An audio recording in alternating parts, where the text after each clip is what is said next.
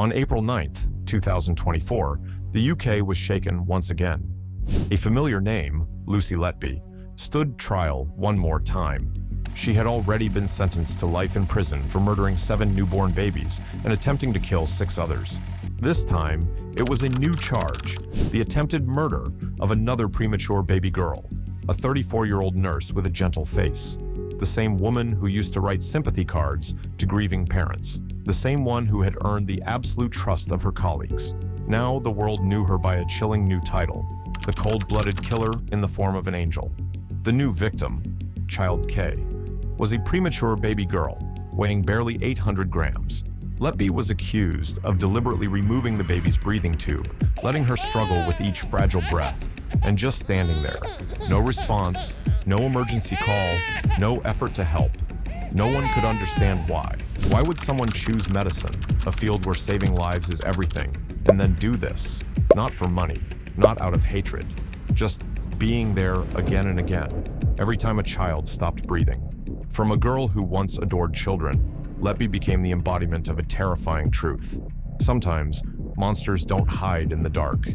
They wear a white coat, walk quietly through hospital corridors, and smile. This is no longer just a criminal case. It's a devastating fracture in the nation's trust, and Britain still doesn't know what to call it. Imagine a small hospital tucked away in the northwest corner of England, where the scent of antiseptic blends with the rhythmic beeping of life support machines. Old brick walls, endless white hallways, fluorescent lights casting pale reflections on the tired faces of nurses, all of them weary, yet still smiling. Among them was a young woman, blonde hair, petite frame, pale blue eyes, Lucy Letby, born in 1990 in Hereford, raised in a quiet middle-class family. The only child, no scandals, no trouble, just a shy, diligent student. She studied nursing at the University of Chester and soon secured a position at the neonatal intensive care unit of the Countess of Chester Hospital, the same place where she had trained, then joined full-time. Letby was the kind of nurse every mother would hope for, gentle, tidy, devoted. She was entrusted with night shifts, where the line between life and death is thinnest. And indeed, in the dim light and soft machine beeps, Letby was always there, wiping foreheads, adjusting tubes, carefully noting down every heartbeat. But then, starting in mid-2015, something began to go wrong. The infant mortality rate in the neonatal unit tripled. In 2014, there were 3 recorded deaths, but by 2015, that number had risen to 10, and almost all of them happened during Letby's shifts. Doctors grew uneasy. They checked the machines, revised procedures, but the deaths kept coming, without warning, without explanation. Letby, meanwhile, remained unchanged, quiet, composed. She even volunteered for extra hours. "I feel more in control during night shifts," she told her supervisor. No one realized that within that darkness, Letby was controlling something else entirely, life and death. And death didn't need to break in. It just needed a hospital ID badge. From June 2015 onward, deaths began to arrive, like cold gusts of wind in the middle of the night. Silent, sudden, without warning. No blood, no cries, none of the chaos you'd expect from a medical emergency. Just a monitor, suddenly flatlining. A baby who had been breathing fine a minute ago was no longer breathing. And Letby was always there. She pressed the emergency buzzer. She helped resuscitate. She cried. And then, like always, she quietly wrote sympathy cards. In soft, flowing handwriting, she penned, "Your little one fought so bravely. May your angel rest peacefully." But over time, these deaths stopped being rare. Within 1 year, 7 babies had died. 6 others nearly followed. Each death came with something strange: a swollen stomach, mysterious air bubbles in the bloodstream, abnormally high insulin levels with no medical explanation. And every time the hospital held an emergency meeting, Letby's name reappeared on the shift roster. Yet Letby remained calm. She hugged her colleagues, cried with them, wrote more condolence cards, volunteered for extra shifts. And each time another child passed away, she lit a small candle at home. "To send off another angel," she said. People began to feel uneasy, but no one dared to speak. There was no hard evidence, no clear motive. And after all, she was a nurse.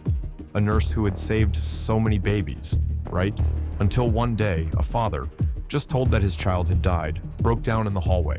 I saw her standing by the incubator, and she was smiling. The entire ward went silent, as if the air had been sucked from the room. A young doctor quietly wrote that sentence in a notebook. The first line. The first clue in a nightmare no one dared to believe. Staff meeting. Another baby had died, another shift with Letby. But this time, no one wanted to say, "It's probably just coincidence. We need to talk," Dr. Ravi Jairam said quietly. He placed a simple chart on the table. Red marker boxes marked days, hours, names of babies, who was on shift, and all the lines, every single one, led back to one name, Lucy Letby.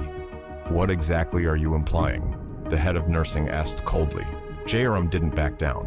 "Not implying. Warning. I saw Letby with child K. The breathing tube was removed. Could have been an accident." "3 times?" he snapped. "In one night?" Another young doctor spoke up, hesitant. "I also noticed something strange. Last week, baby Noah died unexpectedly. I handed him off to Letby. His vitals were completely normal. The next day, the atmosphere in the meeting room grew heavy. "You're accusing a nurse without evidence," the hospital director interrupted. "No, sir," Jairam answered. "We're trying to save the babies who are still alive." Meanwhile, Letby remained calm. In the long hospital hallway, she smiled politely at everyone. "Tired?" a fellow nurse asked. "I'm fine," Letby replied, soft as always. "I do better at night. I feel more in control." But Jairam couldn't sleep. He stared at his notebook, wrote a new line. February 17th, child K, nearly suffocated. Letby stood there, no action, no blinking, like she was observing an experiment. The next morning, he filed an internal report. But later, when he asked, "Where's my report?" the department head spoke. "We held on to it. It's not the right time to escalate." "You're protecting her?" Jairam asked again, his voice edged with anger. "We're protecting the hospital," the department head replied, avoiding the doctor's gaze. Jairam gave a quiet, bitter laugh, closed the notebook. "Then I'll do it myself." Jairam began his own investigation. No more reports, no more waiting. He told no one. He no longer trusted the system. He tracked every night shift, each baby's name, vitals, assigned nurse, and Letby. Her name showed up in nearly every case. One night, he pretended to leave early, then returned quietly at 3 a.m.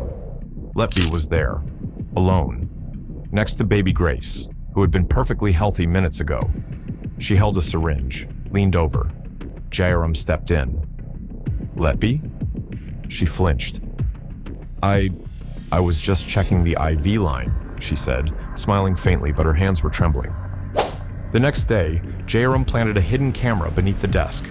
On the 4th night, the recording showed Letby entered the room at 2:37 a.m. One hand held a milk bottle, the other an electric pump.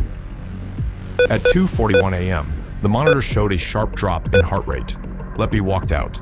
No alarm, no call for help. Jairam froze while watching. This was no longer suspicion. It was deliberate action. He walked into the hospital director's office, placed a USB on the desk. "Either you give this to the police or I'll send it straight to the press." Silence. No more excuses. No more delay. The truth had a face now. Manchester Crown Court. A cold morning. The sky was gray. A light drizzle fell on the dark coats of the reporters waiting outside. No one spoke. No one asked questions. Inside, the air was frozen. More than 30 people sat silently on the benches for the public. Nearly half were parents of babies who had died, pale faces, exhausted eyes. One father clutched a photo of his child, a tiny hand resting in an adult's palm. A mother sat gripping a tissue, pressing it to her mouth to stop herself from crying out. Lucy Letby sat across the room. A pale yellow light fell across her blank face.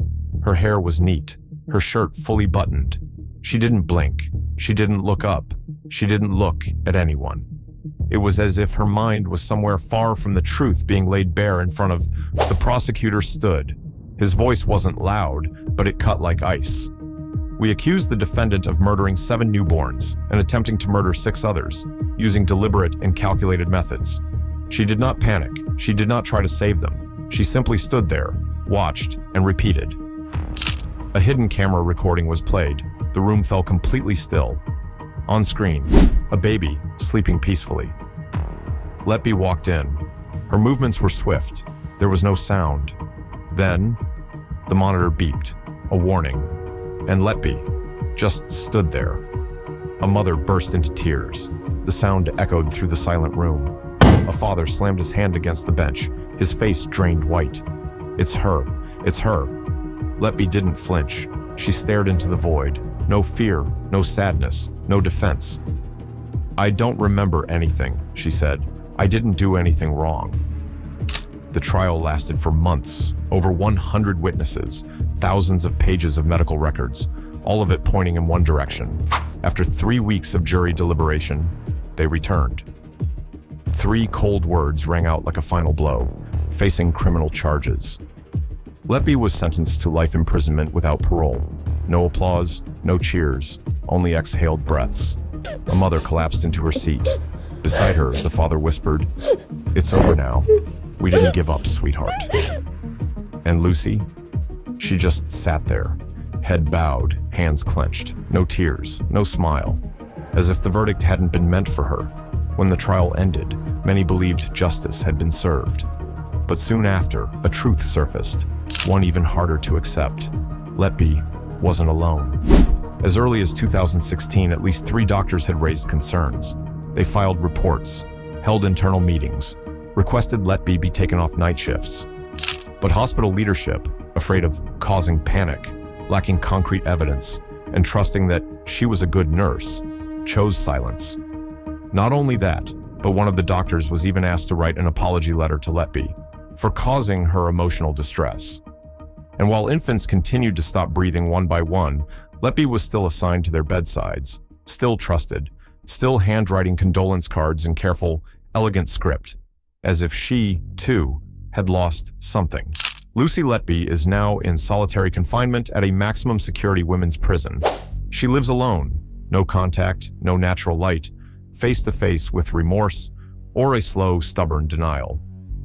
The real horror is this. How could a nurse kill multiple newborns and no one stopped her? And if Letby was a monster, who handed her the keys to the nursery night after night? Worse still, how many other Letbys are still out there, wearing white coats, smiling politely, being praised, while hiding a darkness no one dares to confront?